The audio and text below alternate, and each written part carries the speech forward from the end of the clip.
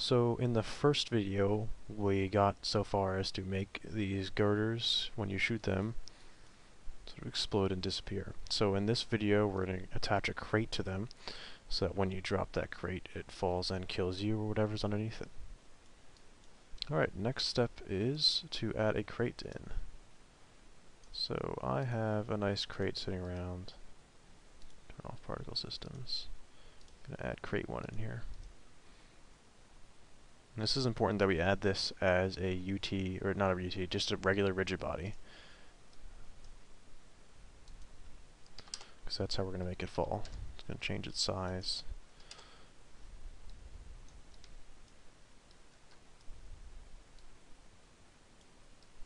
Sort of rotate it into a good spot here.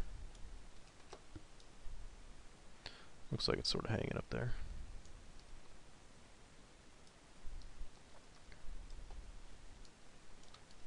And I'm going to move our Kismet sequence up a little bit so that it's out of the way. Alright, first thing we want to do here is go to Action, look for Physics, set Physics. And then we're going to link the load invisible to this. And this right now just has physics as none. And we're going to select our crate and add as object variable into the target. So by default, when the level loads, this object will have physics of none. And then we're going to do the same thing, Action, Physics, set Physics. And this time we're going to change it to rigid body. And then select the same target and link this in as the dynamic trigger volumes outs. So now, what should happen is when we shoot this, crate falls. That's more or less what we're looking for. And the last step is to make the crate kill you or anything else underneath it when it falls. So the way I go about doing this is grab the builder brush again. I'm going to close out Kismet. Excuse me. Just sort of make this the size of the crate.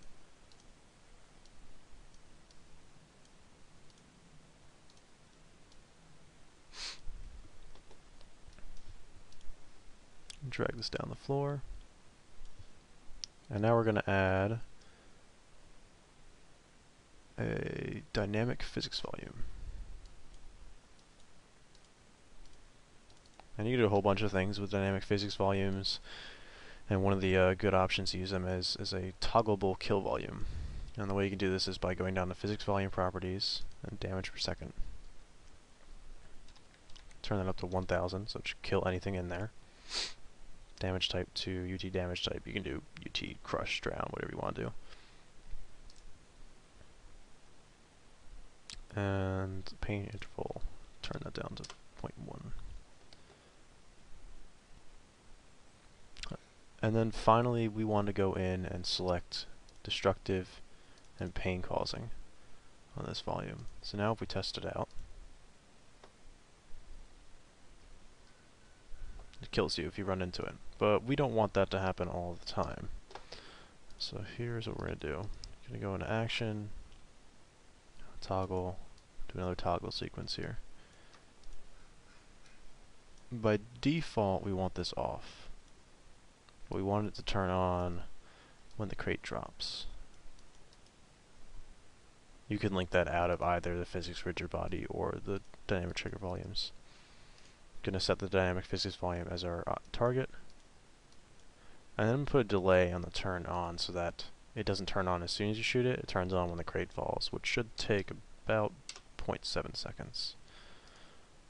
Run that out and test it again.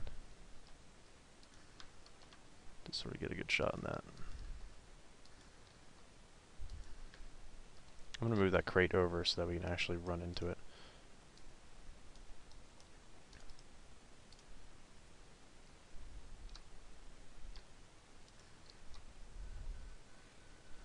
Perfect. Just going to move that physics volume over again. And the last touch here, we don't want that physics volume to stay on, the kill volume to stay on after the crate has fallen. So it should kill you when it falls, but not afterwards. So we're going to go in, Action, miscellaneous delay. I'm going to call it about a 1.2 second delay. Going to move the damages in through here. And then turn it off when it's finished. So that gives it about 0.5 seconds of it being active, which is enough time to kill you or anything in it, but it won't stay on afterwards. So I'm just going to rebuild the lighting real quick.